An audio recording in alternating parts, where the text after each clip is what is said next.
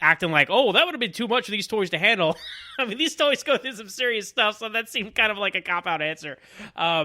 But I did like that, although, but for her to come back and play such a major role, I guess they really needed an excuse for some character that to come back, because if all the toys are in the van, like, and you have there's so much going on here, right? But at the same time, I like, because Bo Peep is a very underserved character in the first two movies. She was like, hey, it looked like her and Woody kind of got a crush on each other, and that's like the extent of what her character is. So I like that she had more to do. But you know what? I also like Rex and Ham and all these other characters, and I felt like they had nothing to do in this movie. Like, Rex had a couple good one-liners, but other than that, like, they're just sitting in the RV the whole time. Jessie gets to make the flat tire, so she has something. She contributes to the plot in some way. But I thought all this attention on Bo Peep and these other new characters kind of took away from, all our favorite toys and the reason we keep coming back to see these. Well, what do you guys think about that? No, I agree with that. I think they've gotten to the point where they've introduced way too many characters that they can't fit them all in one movie, and thus splitting up into two movies probably in the future, right? But it's literally like not all the characters have enough time for any screen time. So yeah, that was pretty tough, because then they're introducing that, what was that, Polly Pocket, like, yeah, the Polly Pocket ripoff, who's like friends with Bo. And then also, there's Gabby, and then the creepy mannequin things. And, the other thing I found interesting too was there wasn't any villain really in this movie. Like, I guess Woody would be considered the villain. Gabby really wasn't. I would consider Gabby the villain. Yeah, no, I wouldn't consider Woody the villain at all. Like, in the first movie, you could argue that, I'd say. But I don't think he was there. Why would you say Woody be the villain here? Well, because he was really against himself, like he had to kind of find himself, through this kind of babying Forky, essentially, so figuring out, kind of finding himself, really. So, and the other toys didn't quite understand it too, this kind of him having to listen to his inner voice and all this. So it was kind of like this little path, right? Gabby, I don't know if she was the villain, because she really just wanted to have her moment. Like, even the part where she takes the voice box and stuff, it wasn't crazy epic. Like, even he was kind of like, oh, okay, I'll give you my voice box. Like, it wasn't that much of a give for him. I see what you're saying. I think, well, it's a thing with, not the main villain, if you will, but like in the last movie, you had Luxo and you had Big Baby, and Gabby's more like a Big Baby type, where she kind of turns at the end and is on the hero's side. And you had like Stinky Pete in the second one, but you didn't really know he was a villain to like kind of like the very end. So and again, I think it's them trying to mix it up, because you see a lot of the familiar elements. Like Brandon and I were talking about this last week. Toy Story 3 takes a lot of the similar beats from Toy Story 2, like, oh, you have the toy who seems friendly but then isn't, and these kinds of things. And you see those same things in Toy Story 4, but they did it different enough. Like, because I'll say this, like, the genius thing about Toy Story, all these movies, is they're different enough, right? Like Toy Story 2, you go to the toy store, which is a whole nother, you never consider that in this toy universe. Like, what would it be like to go to a toy store? You have the alternate Buzz Lightyear. Like, what does that mean? You go to the daycare, another place you see lots of toys, right? And so what does that mean? The toys that are played with kids all the time and all these kinds of things. And now, like, what else? What is left at this point? What is left? And then, of course, the first one is like a kid's own toys, right? What is left? An antique store. Because you see, toys in antique stores. What is that? And they're like, okay, well, and that's where they went with it. So, like, I can see where that was, like, the last untapped toy area they could go, right? Yeah. But even that's very similar to Toy Story 2 with the collectible toys, right? And while, like, antique stores aren't necessarily they're just about selling old things rather than things that are really worth money, in my opinion, right? Like, most antique stores, like, these are just, like, old things. Like, it's almost like here's an old, like, again, the old collectible, the old toy that's just been not really played with. That was kind of explored in Toy Story 2. But I can see, I liked the Gabby character, because she said she was defective from when she came out of the box, and she has this little, like, instruction manual or whatever, and it's like, here's what you're supposed to do. And that's why she fixates on this girl, because she looks at the book, and the girl looks just like the girl in the book, and she imagines they're having tea time together. Like, I thought that was good, and I also thought that was very menacing when they first showed up. Like, hey, what year were you made? Oh, the 50s. I don't know. Me too. My voice box doesn't work, but yours does. And I liked the setup there with the character, but Jimmy, you're right. Like, when they actually do the switch of like the voice box, it was like, oh, I expected some like they're gonna tear Woody apart and if something more horrific. But they just kind of calmly wake up next to a sewing machine. She's like, hey, thanks, Woody. And so it did lose some of the edge they could have had, but I think they were trying to... They didn't want to make her so evil because they wanted her to do that turn at the end where she finds her own lost... Are you lost too, like me? The girl at the end, that was a nice ending for her. Did you guys like that? Was the resolution for Gabby in this one? Sure.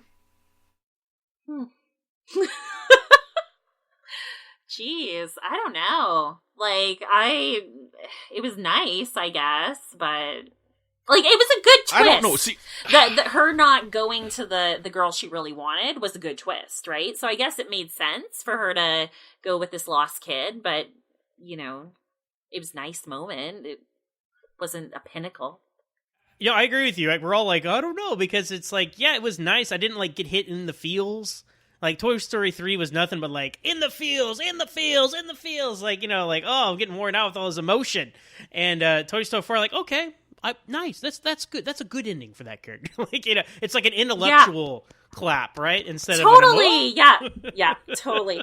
I was reading, though, some forums, though, and people love that. Like, they were crying and going, like, I've been a lost kid before and gone lost in the mall. So for them, that was, like, a real moment. Like, for me, I guess I'm just cold-hearted. So I was like, oh, hey, nice. Intellectual clap, like you said, right? Okay, so let me tell you what I have a problem with this. I'm going to tie this back to Star Trek for a second, Zach. So, okay, so in these movies, our heroes are always fighting to save their crew members and get them home, right? And that's the whole thing. And so here we are, and Woody's whole premise in this is like, okay, he right at the start, he's sacrificing everything to save RC. He's sacrificing everything to save Bo Peep. He's sacrificing himself. He's out in the rain, but he gets found, and Woody will do anything to save these toys. Okay, and so at the end of Toy Story, rather than leave not Bo Buzz. Peep, no, not Buzz, Jesse and the horse. Oh, right. Right? He says, Bullseye. come with us. We've got a girl and we'll have fun and we'll play. And they're like, yes, okay, let's come with you. And so we've got that situation here. So he's doing everything he can to save this plastic fork. He sacrificed his voice box for this plastic fork, right? Fork. And I also, like you said, I agree with the plot. I like the Gabby plot. I thought it was interesting. But he sacrifices his voice box to get this plastic fork back.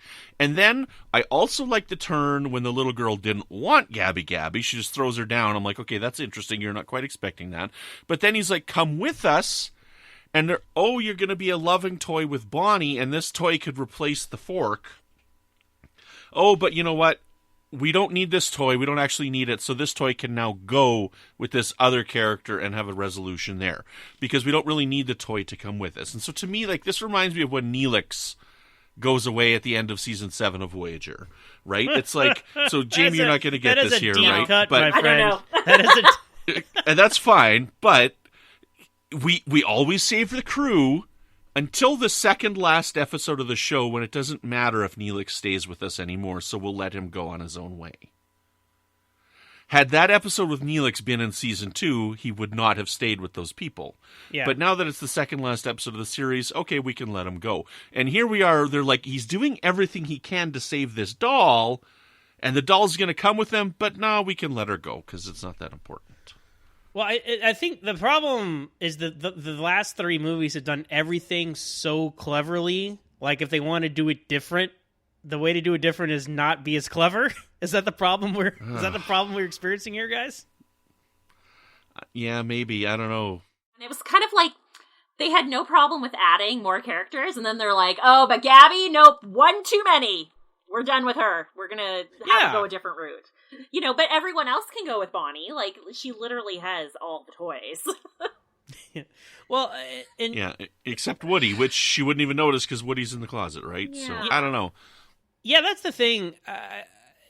I don't know. I don't want to say that like they're. I feel bad saying they're not as smart as they used to do with these movies. I think they're just trying to be different. Like a lot of the I praised a lot of the earlier movies, the last three movies for having these great setups and payoffs.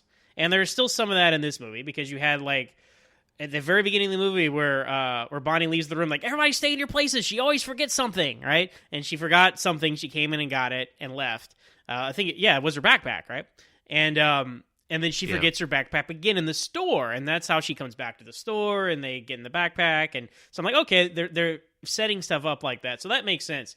But then other stuff is lazy, like getting the RV to the carousel. Like I was like, okay, guys, we are pushing the boundaries of like what is possible. Although there's something that I haven't even mentioned in any of these podcasts, I don't think, that I wanted to, and I'm glad this happened so I can bring it up. These toys cause so much mayhem and destruction, like on the streets. Like, you know, in the first movie when like they're on RC and they're running through the streets and there's cars crashing everywhere. And then in Toy Story 2 where they cross the street with the cones, there's like dozens of cars, like people getting in car accidents. I was like, ha ha ha. I was like, that's actually pretty bad, guys. All this collateral damage from these toys. But I think it was really over the top. Like, I liked how, was it the Triceratops or was it Jesse voicing the maps? The GPS, the GPS unit. Yeah, I couldn't tell which one it was. It was the Triceratops. It was the Trixie, the rhino. I like that because like I'm gonna turn around. No, like that was funny, right? But then when they start like taking apart the brakes and driving the car, I'm like, look, they would have stopped the car before they got to the car. So like they're really pushing the suspension of disbelief, I think, and that's something else that kind of hurts this movie. Because all the other ones were like, okay, these are toys and they're alive, and I'll go with you, all right? And I think they did a good job of like not being way over the top with stuff, and I think this one just kind of took it a little too far. Yeah, and that happens with the movie sequels in general. Like, you know, I don't know, like most sequels have, like A Nightmare on Elm Street. Like Freddy Krueger gets way over the top with like every sequel, and he just gets farther and farther from what the original intention was. And that's what happens with sequels in general. They've got to change the storyline enough so they can advance the plot, and they're just doing things that their characters couldn't have done in the first movie. You know, Michael Myers in Halloween, we went over the Halloween movies. Like he starts doing things that he wouldn't have done in the first movie, you know? And it's because it's sequelitis. Yeah, so. I felt like with every other place, like in the other movies where they went, it made sense, you know, to the toy store, to Sid's house, like everything just fit in. With this movie, I didn't quite get that, you know, it's like an RV park and then there just happened to be a carnival next to it and then this antique shop. It just kind of felt like a lot of mishmash without, you know, like I didn't understand even how the carnival fit in really. Like, was there even a purpose to the carnival? The purpose is fun, Jamie. Fun, yeah. That's true! Yeah, you had to meet Key and Peele. What did you guys think of Key and Peele? I love Key and Peele. I think they're hilarious. And so that's why I enjoyed it. Like, I don't know if it wasn't them, if I would have liked those characters as much. Did you guys like those characters regardless, or what did you think of them? I thought they were fine. I just didn't know that was them. So the two stuffed animals that were hanging, I liked their stories. The stories that they were telling, the rabbit and the duck, were amazing. That was very Key and Peele type, like this over the top nonsense. And I love how Buzz Lightyear says, "Well, we're certainly not doing that," which is very funny. Oh yeah, and, that was funny. My favorite, like Buzz Lightyear, I think my two favorite lines of the movie were when Forky's gone and they give Bonnie the spoon, and somebody's like, "We should have given her the fork." And Buzz like, "No, the spoon is safer." Like, yes, it is. It's a spoon. It's not a fork. But then kind of to tie it back into like what we were just talking about with like pushing the boundaries too far. They're trying. It's so funny because Buzz is like, "It's okay, guys. She left her backpack there. She's going to remember. We're going to go back to the antique store. It's all going to work out fine." And then, like, she's like, "No, we have everything." And they start to drive away. And he just keeps pushing the button. And then finally, they're about to put him in the cabinet. And he says, "You forgot your backpack at the antique store." It's just like... I love that line. I thought that was great. That was my favorite line in the movie because it was so funny. All the toys, they play by the rules, right?